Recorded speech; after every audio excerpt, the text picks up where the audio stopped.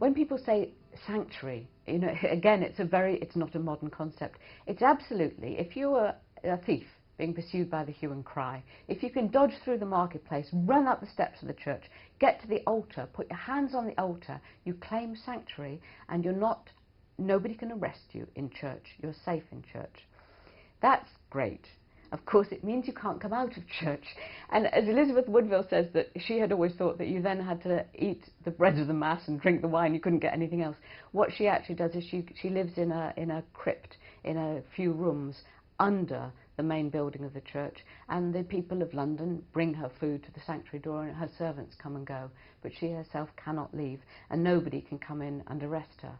What's terrible about her husband's history as King of England is that at the end of the Battle of Tewkesbury, which is the last battle that he has to fight, the Lancastrian gentry lords run into Tewkesbury Abbey and claim sanctuary, and he and Richard and Hastings and probably Anthony Rivers, everyone who was there that day, drag them out, take them to the marketplace and execute them.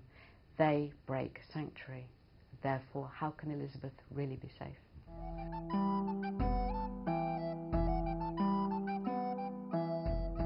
What really mattered to me to look at the second period that they're in sanctuary was two things. One was to really emphasize the fact that in the first period in sanctuary, Elizabeth has a handsome young husband who is going to come back to England and have a go at reclaiming the throne, and who knows whether he'll manage it or not. But she's got everything to play for, in a way. She is in sanctuary, but the king on the throne is Henry VI, who's not going to break sanctuary. He's a very saintly man. He's not going to come in with a drawn sword and kill them. So she's in a position of, she's still in the game, she's still a player. When she goes into sanctuary the second time after the death of her husband, she's a widow again.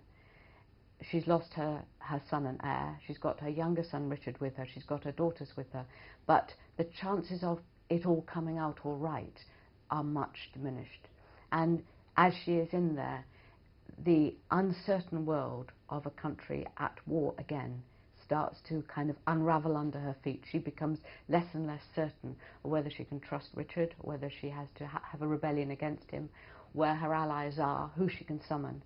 And of course she's cut off because she's put herself in sanctuary.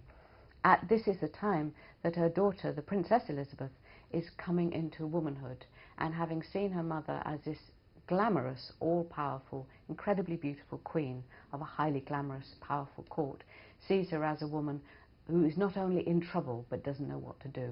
And I think the power really starts to, in a sense, kind of rasp between those two, that you've got a girl coming into her womanhood with her own ambitions and hopes, and you've got the mother becoming older, knowing that she's lost her husband, not sure of how she's going to manage the world.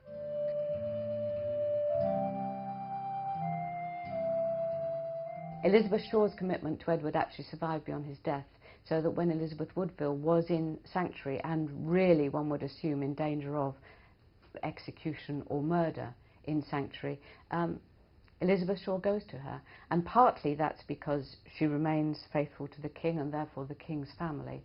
Certainly the king's sons would have been important to her. But she's also by then in the protection of Sir William Hastings, the king's great friend, and he uses her as a go-between to reassure Elizabeth that Richard III won't take the throne, that it will come out all right, and that the boy prince will be crowned. So she's a very important go-between in a conspiracy which you would have thought would have been successful.